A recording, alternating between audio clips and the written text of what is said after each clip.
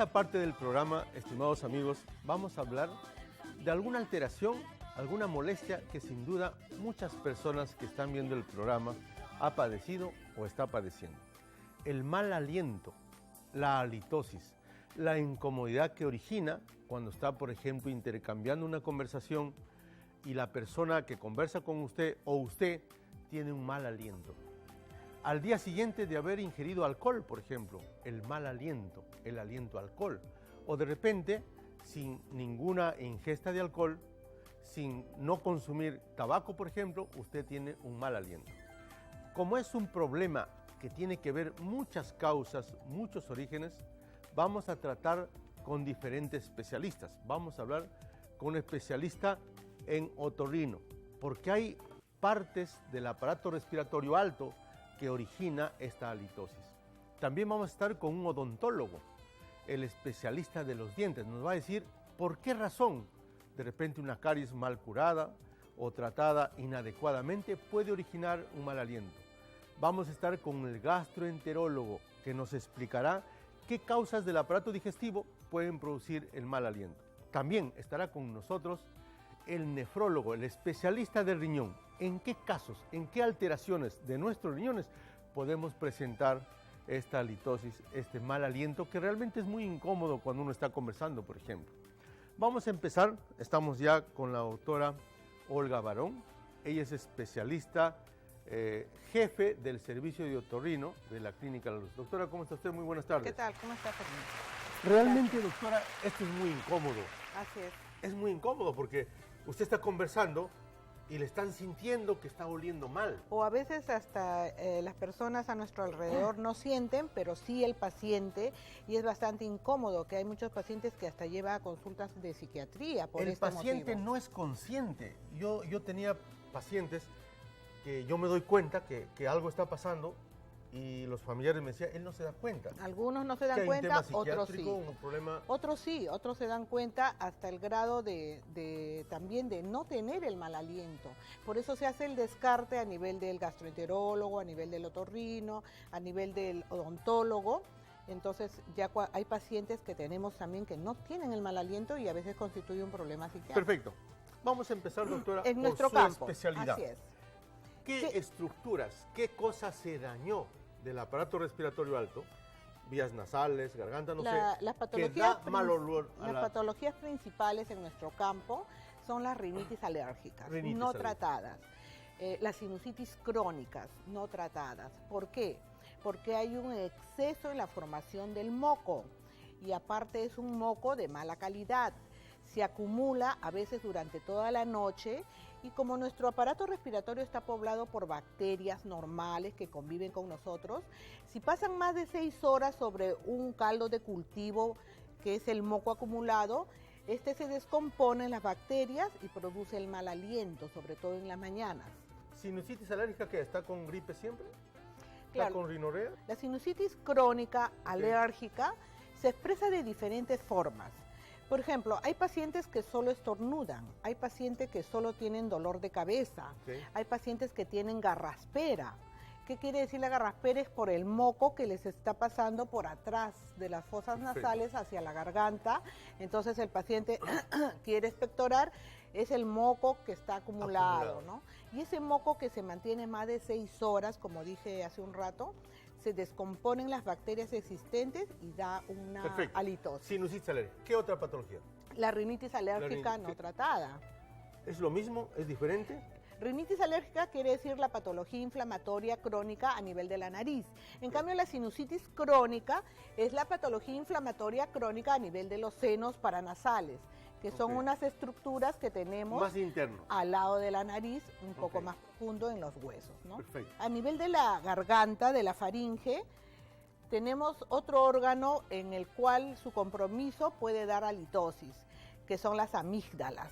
Las amígdalas, las que conocemos, dos unidades de protección, pero cuando han estado con bastante patología frecuente, hay niños que paran enfermándose, adultos también que paran enfermándose de amigdalitis, estas amígdalas se vuelven como un reservorio del alimento, de la flema, y se forman como unos tacos. A veces vienen los pacientes y nos dicen, doctora, yo boto tacos, yo boto pus, pero esos tacos en realidad son comida, trozos de comida acumulada con bacteria, claro, y por eso se descompone y tiene la litosis. ¿Las personas que han sido operados de las amígdalas pueden seguir teniendo mal aliento? Sí. Sí, pueden seguir teniendo.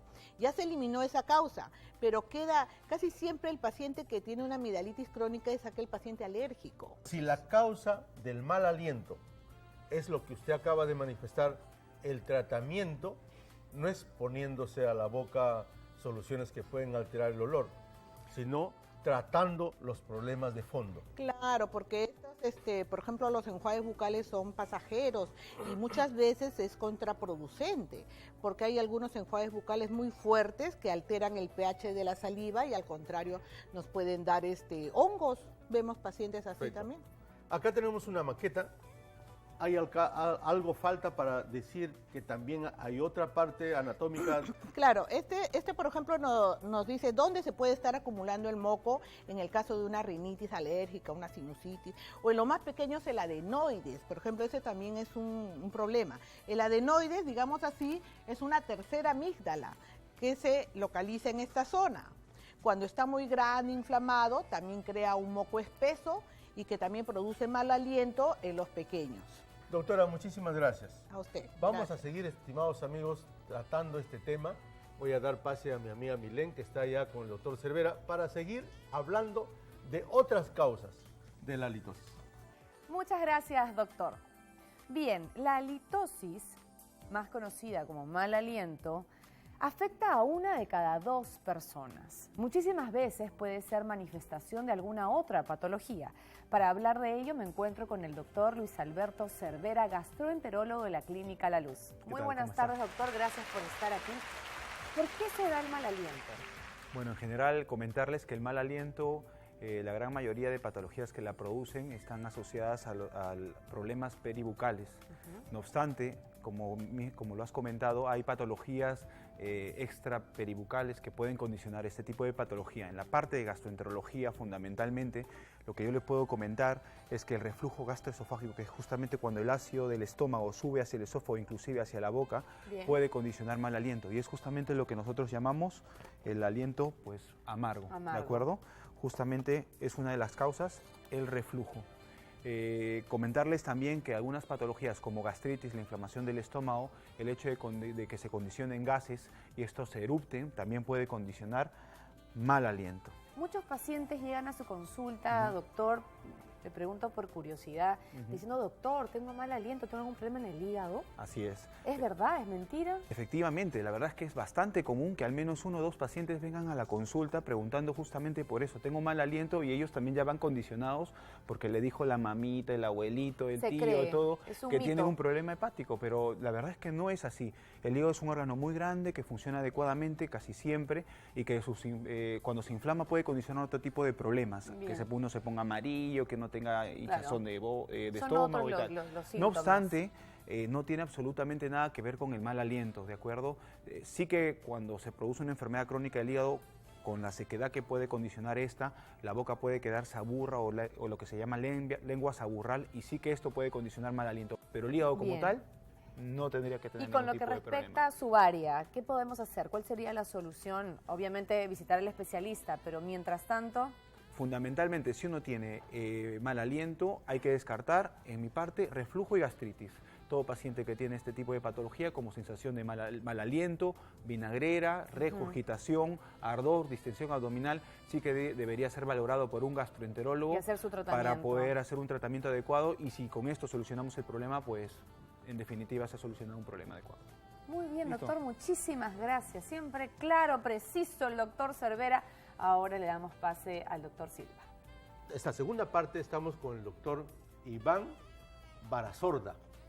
Él es el odontólogo encargado de la cirugía bucal del Servicio de Odontología de la Clínica La Luz. Doctor, muchas gracias por estar acá. Muy agradecido también. ¿Por qué los dientes o la cavidad oral causan un mal aliento del tema que estamos tratando? Perfecto. La mayoría de personas piensa que el problema principal son los dientes, pero la mayoría de bacterias que causan la litosis, el mal aliento, no están en los dientes, están en la encía y en la lengua. Entonces, el 80% de bacterias causantes de litosis se deben a gingivitis y lengua saburrosa. Si es causado por gingivitis, generalmente en una gingivitis hay sangrado. Entonces, el sabor que nosotros percibimos es un poco metálico. En cambio, si es causado por saburra, nosotros podemos presentar un sabor un poco entre ácido y amargo. El doctor ha dicho gingivitis, ha dicho, ¿no es cierto? Que no es otra cosa que la inflamación de las encías. Todo lo que termine en itis tiene que significar para usted inflamación. Dermatitis, gingivitis y todo lo que sea en itis. Pero esta gingivitis puede ser producido por una caries dental. Son bacterias parecidas. La caries dental, si bien es cierto, sí puede producir mal aliento, pero no es el más común. La caries dental sí produce mal aliento si en caso supura, es decir, si en caso produce pus. Y la pus nos produce el mal aliento. Porque el esmalte dentario ha sido destrozado por bacterias. Claro. Las bacterias están en la cavidad de la caries. Sí. Esto huele. Así es. Si es que llega a la pulpa, ya está generando un mal olor. Perfecto, doctor. ¿Y la lengua? Gingivitis. Y la una lengua. ¿Qué ha dicho, doctor? Una lengua saburrosa, una lengua blanca. ¿Por qué se forma una lengua saburrosa? Una lengua saburrosa se produce generalmente cuando hay poca saliva. Entonces, la saliva es genial para atrapar bacterias. Pero ¿cuándo se produce poca saliva? Cuando bebemos, tenemos poca salivación. Cuando dormimos, producimos poca saliva. Así que es claro que la mayoría de personas se ha dado cuenta que cuando nosotros despertamos, tenemos un mal sabor de boca. Y eso es normal. Eso no hay que confundirlo con una patología, ¿no? Nos lavamos la lengua hacia afuera y nosotros eliminamos ya ese... El problema está cuando persiste. Claro. ¿no? ¿Cómo se deben lavar los dientes? ¿Cuántas veces al día? ¿En qué momento? Porque es fundamental. Así es. El estado de los dientes dependen de la forma como uno se lava los dientes. Los dientes, como lo principal generalmente que debemos tener en cuenta son las encías, porque son el principal donde se acumulan las bacterias. Entonces, el cepillo debe ir inclinado, las cerdas del cepillo deben ir viendo hacia las encías. Hacemos un vaivén y luego un barrido para retirar las bacterias. Y eso lo tenemos que hacer desde las molares. Todos los dientes. Así es, todos los dientes. ¿Cuántas veces al día? Las veces que uno coma.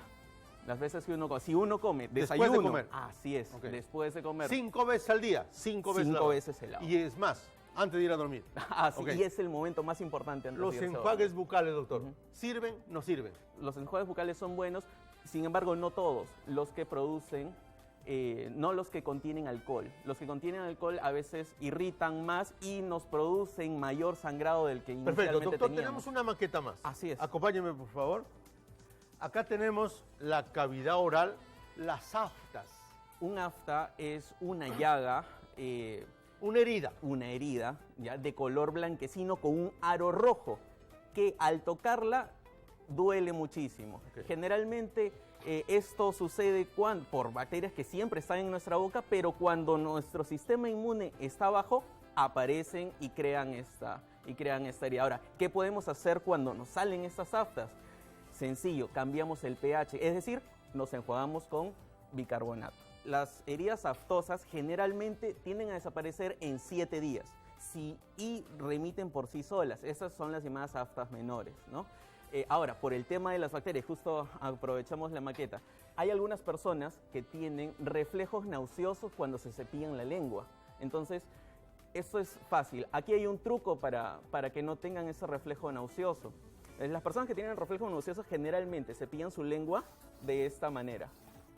Hacia adentro, desde adentro hacia afuera. ¿Qué es lo que tienen que hacer para reducir este efecto nauseoso?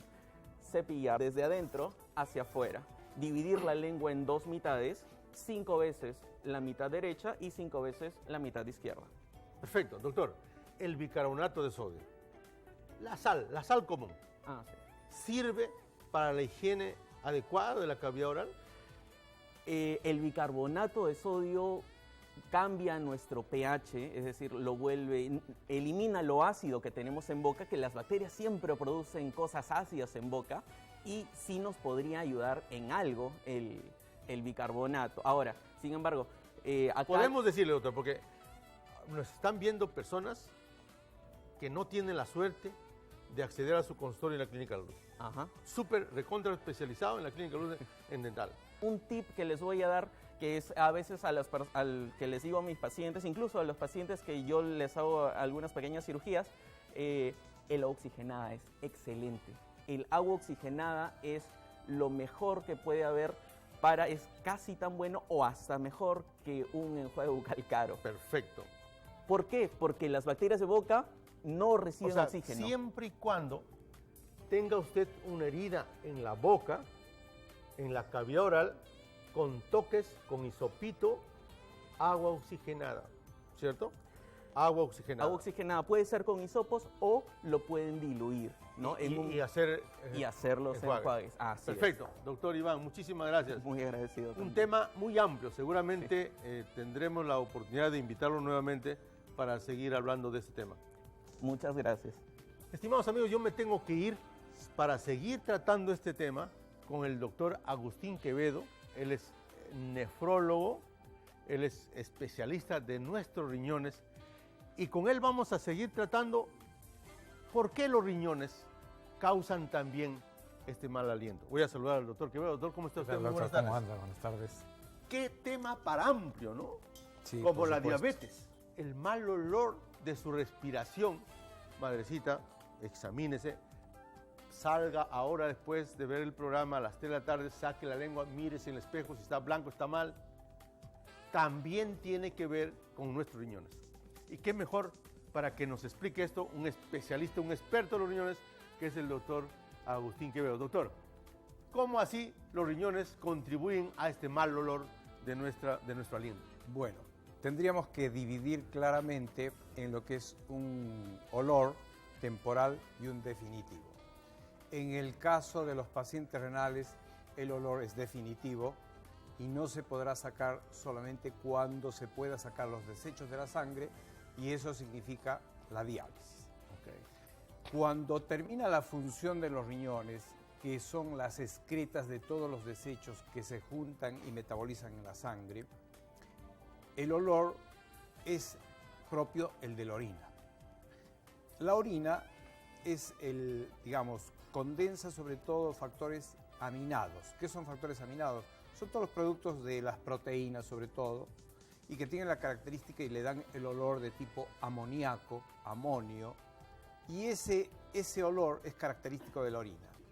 Bueno, cuando el proceso, cualquiera que sea, caso diabetes, caso hipertensión, han cerrado el nivel de llegada de la sangre hacia la exclusión, a sacar todos esos desechos de la orina, se cierra. Entonces todo quedará en la sangre. Todos esos productos que salen a la orina no saldrán a la orina. Si usted está con mal aliento y los dientes y la boca está bien, y el aparato respiratorio está bien, fosas nasales, senos paranasales, está bien, el aparato digestivo está bien, y usted está con halitosis, puede asumir con responsabilidad que sus riñones han fallado la función principal de filtrar. En vez de eliminar por la orina los desechos, está acumulándolo en la sangre. Tal cual, doctor. ¿Qué cosa, qué elemento que se acumula en la sangre da el mal aliento? El elemento principal es el amonio y el amoníaco, que son productos aminados, productos de las proteínas. Entonces, a veces tan solamente el olor lo capta la familia. El paciente en general dice que tiene un sabor salado. Eso es lo que siente. Pero tampoco no es necesario que tenga dolor, que tenga mareos. No tiene nada. Tiene simplemente el olor tipo de la persona que se orinó. Es la persona que se orinó. Entonces todos se miran y dicen, ¿quién se orinó? ¿Quién se orinó? ¿Quién se orinó? Qué interesante. Exactamente. Un paciente diabético de 5 años de evolución está con halitosis. Exacto. Ojo. Puede ser que ya su riñón está fallando. tiene que ir de inmediato al especialista. Diabético con mal aliento o halitosis, algo está pasando en su riñón. Qué interesante. Mire, un dato que el halitosis no duele, pues. No duele. Y sobre todo, doctor, digamos algo sobre el diabético, porque el diabético, su característica es el olor cetónico. El diabético. Entonces, el diabético con insuficiencia renal que está acumulando desechos en su sangre, mezcla los dos olores, el cetónico tipo manzana y el urémico del insuficiente renal. Entonces, es una mezcla que da un olor muy particular. Un paciente diabético con problemas renales se dializa. Exactamente. Después de dializarse ya no hay halitosis. No hay halitosis, exactamente. ¿Por qué? Porque el fin de la diálisis es extraer todos los desechos de productos nitrogenados que se encuentran en la sangre. Y ahora, con todas las máquinas de tecnología que hay y sobre todo modificaciones de esos aparatos, se logra una gran filtración en la máquina y prácticamente se lleva a cero, cosa que no se lograba hace 10 o 15 años cuando las máquinas no tenían tanto poder de ultrafiltrar a esos desechos. Hoy las máquinas llevan a la urea 0, la creatinina 1, es decir, ha mejorado casi en un 100% la extracción de esos desechos. Por supuesto, doctor, desaparece. Por supuesto. Desaparece el olor. Cualquier paciente, doctor Quevedo, debería ir al nefrólogo por prevención, cualquiera. Pero especialmente los diabéticos, los hipertensos, maltratados. Hay hipertensiones, doctor, que no remite la hipertensión con nada, porque de repente hay un tumor en el riñón y está alterando toda esta renina-angiotensina y todo el tema del manejo de la hipertensión. ¿Quiénes deben ir a usted? El doctor Quevedo, el ex jefe del servicio de nefrología de la Clínica La Luz. Me gustaría, doctor, que de repente nos pongamos de acuerdo para que la Clínica La Luz haga una campaña de descarte de lesiones iniciales. Exactamente. Porque garantizaría que en el futuro no hay el deterioro de la calidad de vida de las personas diabéticas. Doctor Quevedo, muchísimas gracias. Bueno, doctor, siempre es un honor tenerlo acá. Estimados amigos, no se muevan porque tenemos muchísimo más acá en su programa Doctor en Familia. ¿Quieres sentirte cómodo con la más completa y moderna línea de ropa interior masculina? Doctor en Familia te regala un kit de ropa interior Vasco. Ingresa en este momento a nuestro Facebook Doctor en Familia y entérate cómo ganarte una de estas prendas. ¿Depresión? ¿Déficit de atención? ¿Estrés? ¿Problemas familiares? ¿Terapias de pareja? Estos y otros problemas pueden ser resueltos con los mejores especialistas. Aprovecha los descuentos en paquetes psicológicos que te ofrece Clínica La Luz. 20% de descuento en la primera consulta y paquetes psicológicos a tu alcance. Visítanos, no pierdas la oportunidad. Doctor en Familia, Doctor en Familia, Doctor en Familia, en Clínica La Luz. Doctor en Familia, Doctor en Familia, Doctor en Familia, para todo el Perú. Doctor en Familia, Doctor en Familia, Doctor en Familia, un programa familiar. La Clínica La Luz está integrada por un equipo de profesionales altamente calificados, apoyados en la más avanzada y completa tecnología. 42 especialidades a su servicio y el Instituto Oftalmológico a cargo de nuestro director, Fermín Silva, le brindan el diagnóstico y tratamiento adecuado a todo tipo de enfermedades. Clínica La Luz, la luz de tu salud.